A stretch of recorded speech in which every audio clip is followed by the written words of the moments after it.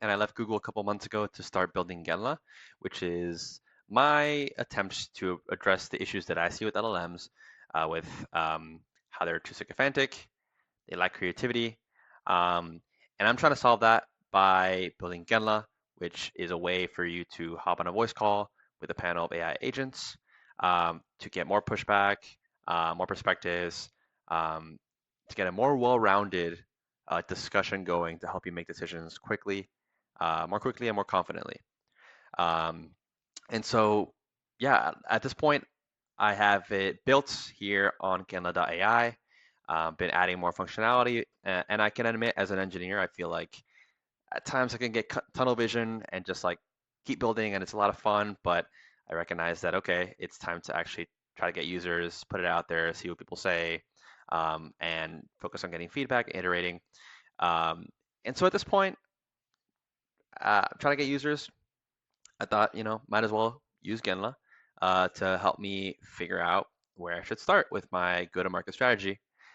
So here I've populated um, like where I'm at, what I'm building, and telling Genla that I want help figuring out my go-to-market strategy. Uh, and yeah, I've selected here the go-to-market sprint team, and let's just see what they say. Yeah, so I'll see what they say. We'll discuss, and then we'll see how good Genla is at helping me make decisions on my go-to-market strategy. Okay, so we can see that it starts off by using the new web search tool feature that I implemented, and it's looking up Anthropic sycophancy LLM paper. So this must already be in the training data for GPT-5. So right now, by default, the default personalities, the default agents use GPT-5. So we can see some of the results when it looked up sycophancy. Let's see. Okay. So the brand strategist says people like me is too broad. Um, yeah. So they think that I should um, position it narrowly as the AI advisory board for founders and PMs. Okay, that's actually kind of what I'm angling it as at the moment, although I am focusing more on founders and like solo builders. But yeah, that's actually kind of where I'm at. Um, okay, making weekly product and go-to-market calls with a clear promise, constructive dissent that reduces decision time and regret, differentiate on category, live multi-perspective debate to counter RLHF sycophancy, versus tools like Perplexity and Debately. Okay, so Debately, I don't know what that is. Um, and anchor the story to Anthropic sycophancy research for credibility. PR expert, what outlets and hook would you use to tell the anti-sycophant AI for confident decisions narrative? Okay, so the sales director answers and kind of interrupts instead of letting the PR expert respond. Also, while I read this, I'm just going to tell it to continue so they can continue thinking and discussing. Okay, so the sales director says, all right, yeah, people like me is too broad. Narrow to money on the line ICPs. Okay. Sell a ritual, not a tool. So 60-minute decision board that promises faster, higher confidence decisions. Run case studies. Okay, cool. I find that, so this actually kind of showcases one of the flaws that I'm trying to address with LLMs. Months ago, I did a similar exercise with ChatGPT, and they came up with this exact same like 60-minute decision board. I just happen to find that when you use one model, you tend to notice like little quirks that tend to repeat, and you tend to get very similar outputs, um, even on different runs with different wordings. So right now, by default, like the default agents all use GPT-5. But this has kind of made me think about like making it easy to change the defaults for your models, kind of, or also override them in a chat specifically, or even randomize them in a chat. Something like that. Like I think that what I found is yes, using different like yes, forcing different perspectives with different system prompts does help give you a wider variety of responses and have a more interesting debate versus just using the out of the box models. But I find that, yeah, using different models definitely helps. So yeah, that just makes me think that I want to make it as easy as possible for users to like switch out different models to increase the variance and responses, maybe even allow users to mess with the temperature a little bit. So the sales director ends up saying, yeah, build a proof, uh, run different case studies with a simple benchmark showing reduced sycophancy and better accuracy versus single agent baselines. Then price it here. The growth hacker says, okay, post Tuesday through Thursday in the morning on Pacific time with a concrete hook and scarcity. All right, so the growth hacker basically says, all right, post every day, and then yeah, some guidance on how to spin it, uh, communicate your availability, to meet with people who are interested. And the PR expert says, yeah, hold major press until you have hard numbers. Pre-brief 3 to 5 reporters under embargo with one pager and live demo showing whatever else. Okay, I see what you guys are saying. I definitely want to start posting every single day and try to get eyes on it. Those are some good ideas. Yeah, let's be clear. I think some of these goals are a little lofty. Like, I don't know about getting a TechCrunch or the Verge exclusive, or just assuming that I can get on a podcast like Latent Space, which is definitely out of reach for the foreseeable future. So keep that in mind. Also, one of my biggest concerns here is that, like, you're mentioning metrics, but I'm not really sure how I can get these numbers, like X% less sycophant. Like, yeah, that's possible to get those metrics, but that would to get reliable, trustworthy metrics, that implies doing some deeper research, setting up evals. That could be a whole like several week research task. Yeah, maybe that's something that I could take a look at some point, but not sure that's the best use of my time right now. What do you all think? All right, so the sales director agrees that we should skip doing evals. And then, okay, so they're saying that we should have um, some public decision sprints and publish simple metrics. So like time to decision versus a single agent on the same prompts, count of unique objections raised, and pre-post confidence delta, plus a 60-second clip per session. Okay, I mean, that makes sense. That's kind of what I'm doing now. I'm trying to kind of go through a decision sprint.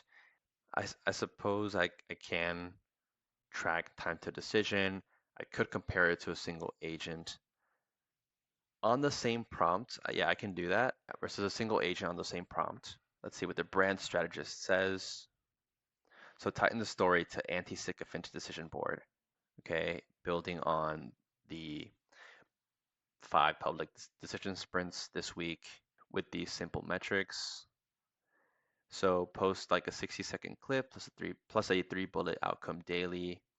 What the brand strategist is telling me here is, all right, focus on the anti-sycophancy narrative, which I do agree is one way to go about it. From the initial feedback that I've gotten, uh, LLM sycophancy as a problem is something that people resonate with, and so that is something that I could lean into. And if I do, trying to get metrics to back up my claim would be good. Okay, and then the PR expert says, okay, also agreeing, all three of them kind of just agreeing with me and telling me that I'm right.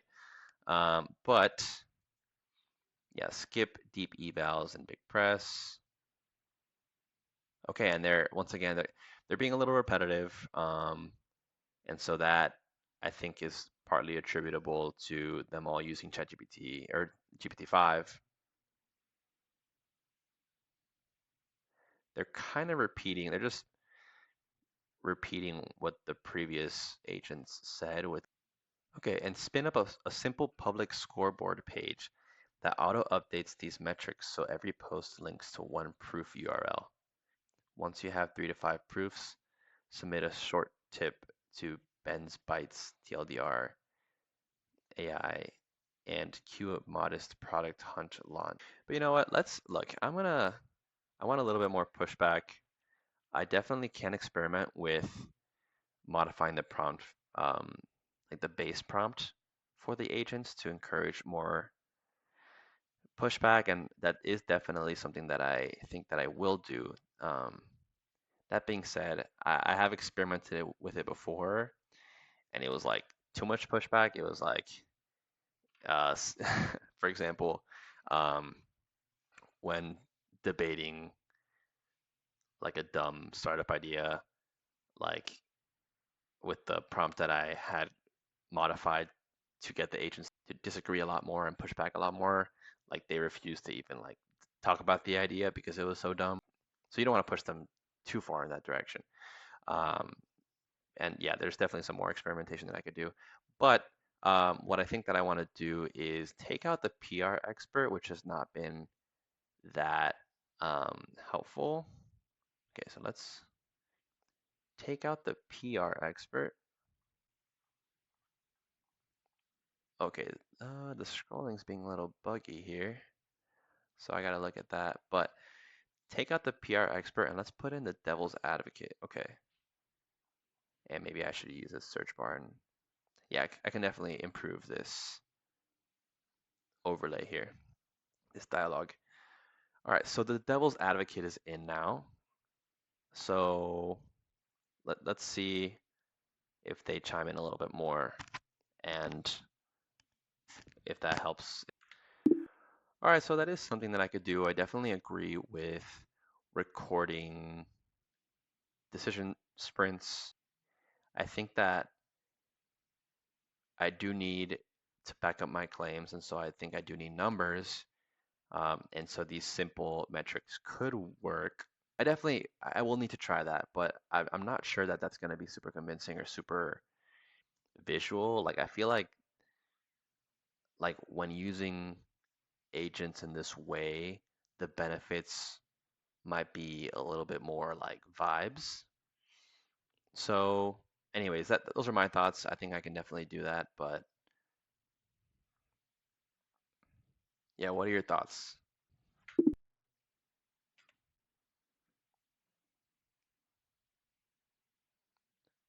All right, so the brand strategist is talking here. Okay, also I think, yeah, I'll talk directly to the devil's advocate. I am also thinking about introducing a way to tag agents that you want to respond directly, and they can tag each other. I wanted to implement as little scaffolding as possible and just have them naturally talk to each other, and they can respond if they think they're being addressed. But I find that, yeah, there are times that an agent tries to talk to another agent, but another one interjects.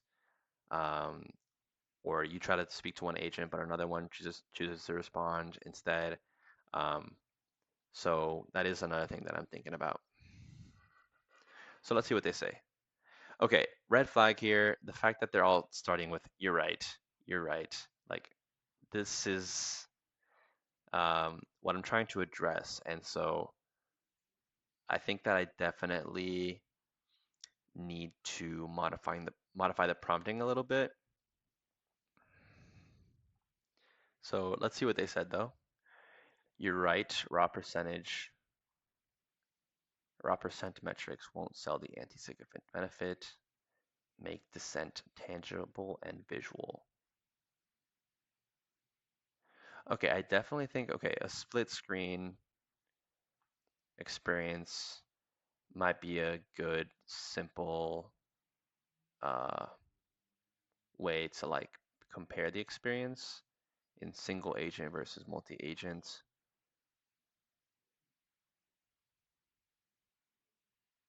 Prompts. Okay, I see. We can have an on-screen counter for the number of objections and confidence, and with a one-line decision delta. Okay. Okay, decision memo artifact, auto-generated one paper, recommendation, dissent, risks, next step with the shareable link.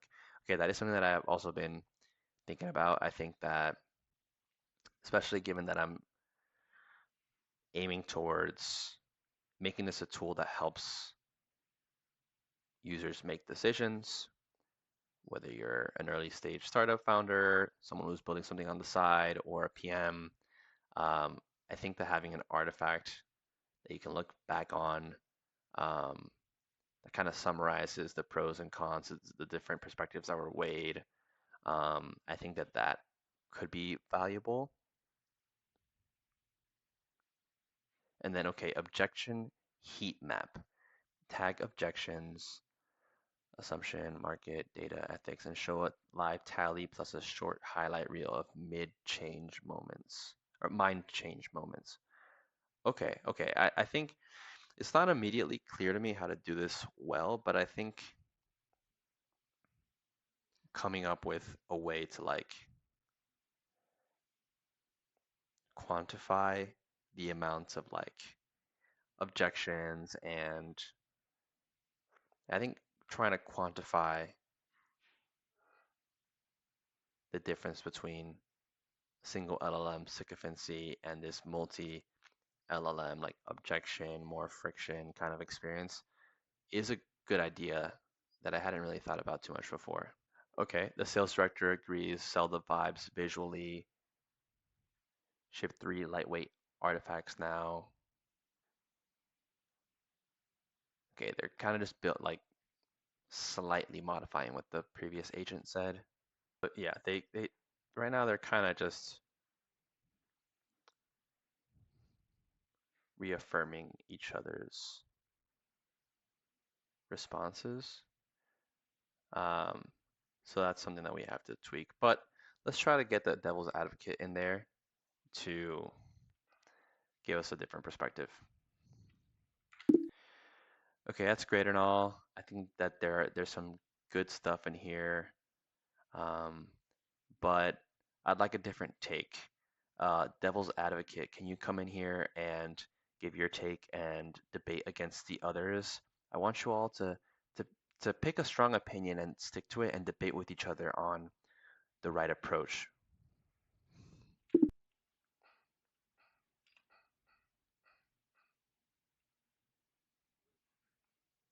Okay, so once again, even though I'm trying to talk directly to the devil's advocate, the brand strategist is the one responding here. So that is something that I have to improve.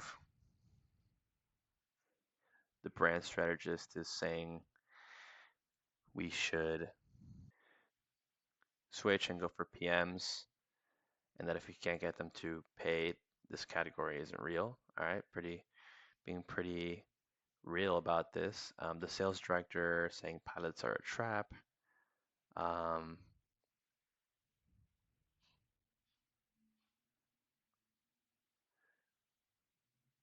so we should sell 15 to 20 public decision sprints at, all right, that's pretty expensive. I don't know about that.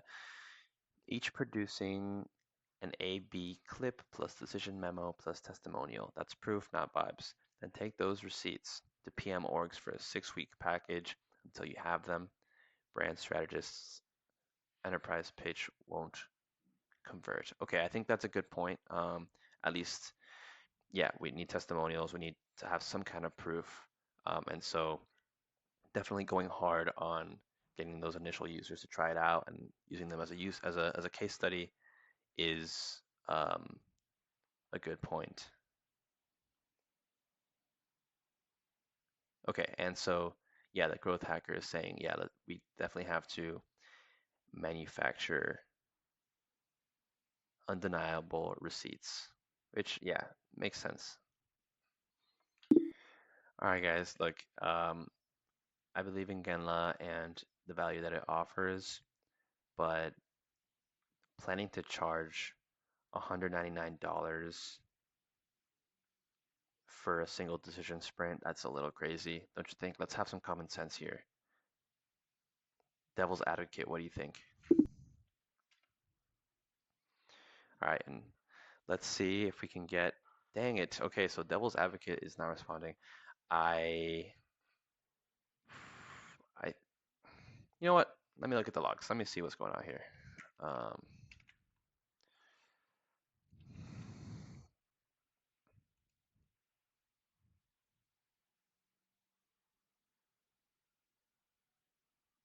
oh shoot, okay, it's finally responding. So definitely not a problem, or like definitely is no error or anything preventing from the devil's advocate from responding. It just seems like the other agents are a lot more eager to respond, and so they're kind of responding before the devil's advocate is able to. All right, so let's see what the sales director said. Okay, so there's some valuable information here. So I agree.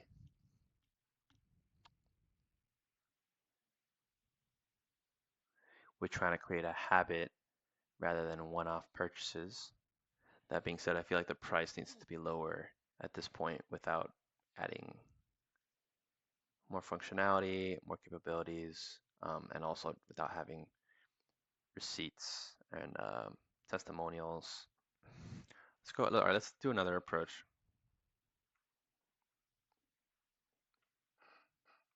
I'm not sure the value is quite there yet for these big decisions that would warrant a decent amount of money, like per sprint, per decision sprint. Instead, maybe I want to focus on making this as a subscription that users use much more frequently for smaller decisions until we can build out the functionality and autonomy to fully take on bigger decisions that maybe warrant a one-off price tag. How do you think that this changes our approach? Each of you take a side and debate each other on how I should go about this. All right, so the devil's advocate says shifting to frequent small decisions will commoditize you into a ChatGPT clone. Damn, that's real. Unless you enforce a ritual and artifact, time-boxed 10-minute micro boards with a visible dissent counter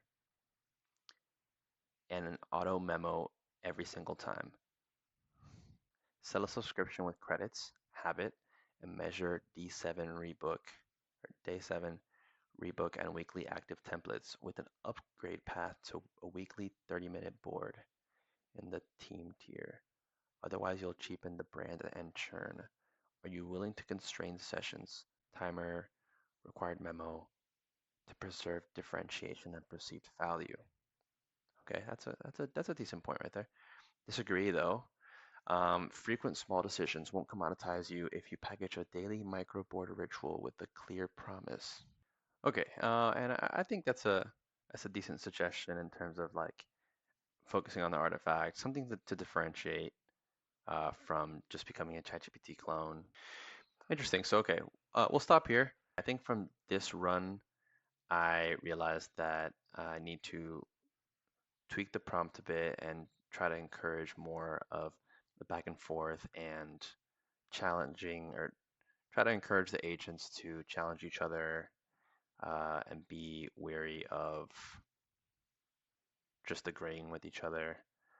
Yeah, you can always prompt them to do this, but you know, part of the purpose of Genla is to remove the burden of having the user have to be conscious of LLM sycophancy out of the equation and just like kind of encourage that kind of back and forth out of the box.